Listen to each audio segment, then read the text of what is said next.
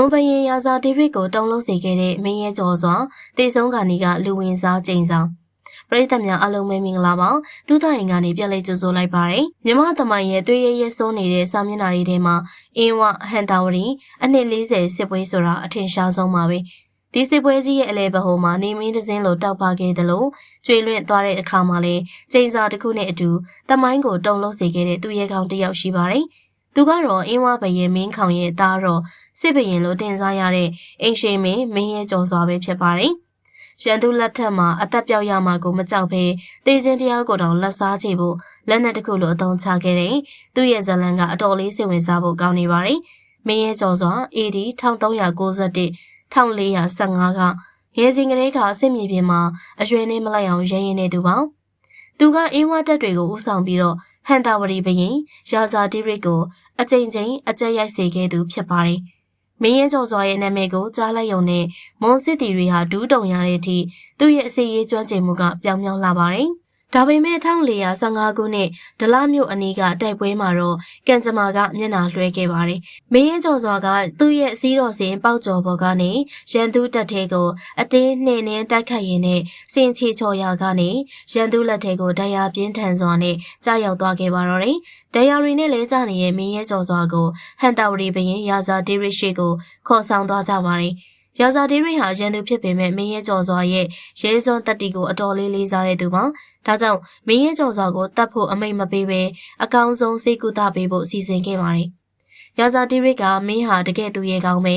ငါစီမှာခါစားမယ်ဆိုရင်မင်းကိုငါသားအရင်လိုထားမယ်နေမြေတွေပြီးမယ်လို့ကန့်လန့်ခဲ့ပါတယ်။ဒါပေမဲ့မင်းရဲကျော်စွာရဲ့နှုတ်ကထွက်လာတဲ့စကားကတော့ရာဇာဒေးရစ်ကိုတုံ့လှုပ်သွားစေပါတယ်။ငါအရှင်အင်းဝဘရင်ကလွဲလို့ဘသူကိုမှဦးမညွတ်ဘူးမင်းပေးတဲ့အသက်ကိုငါမလိုချင်ဘူးငါ့ကိုအခုပဲတတ်လိုက်တော့သူဟာရန်သူထံကဂယုဏကိုမလိုချင်တဲ့အပြင်တေကာနီးမှာပြင်းထန်လာတဲ့ကျိန်ဆိုမှုကိုပါလုပ်ခဲ့ပါတယ်ငါသိရင်မင်းတို့မွန်ပြည်မှာပဲလူပြန်ဖြစ်ပြီးမင်းကိုငါလက်နဲ့ဒုက္ခပေးမယ်လို့ကျိန်ဆိုပြီးတော့နောက်ဆုံးထွက်သက်ကိုခြုံငိမ့်ခဲ့ပါတယ်မင်းရဲ့ကြော်စွာသိဆုံးပြီးရဲ့နောက်ရာဇာတီရီရဲ့နန်းတွင်မှာထူးဆန်းတဲ့ဖြစ်ရပ်တစ်ခုပေါ်ပေါက်လာပါတယ်မင်းရဲ့ကြော်စွာသိဆုံးပြီးမကြခင်မှာရာဇာတီရီရဲ့အမိဖုရားတစ်ပါးမှာပကတ်တွင်းကကလေးငယ်တူဖွားမြင်လာပါတယ်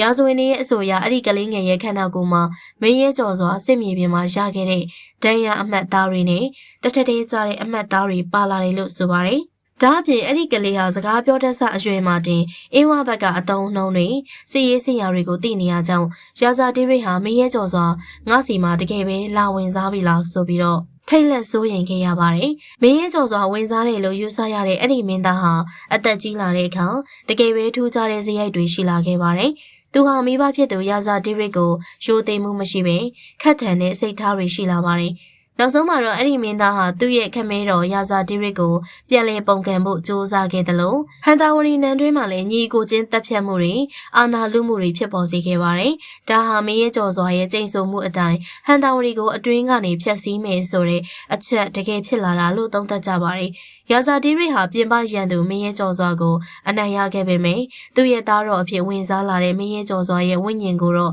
မအောင်နိုင်ခဲ့ပါဘူး။သစ္စာတရားနဲ့မာမာနဟာတေချင်းတရားထက်ပိုပြီးတော့ခိုင်မြဲပါတယ်။မင်းရဲကျော်စွာဟာစိတ်မြေပြင်မှာရှုံးနေခဲ့ပေမယ့်သူ့ရဲ့စိတ်ဓာတ်ကတော့ဘယ်တော့မှအရှုံးမပေးခဲ့ပါဘူး။သူချန်ထားခဲ့တဲ့စိန်စာနဲ့လူဝင်စားခြင်းတန်တာကြီးက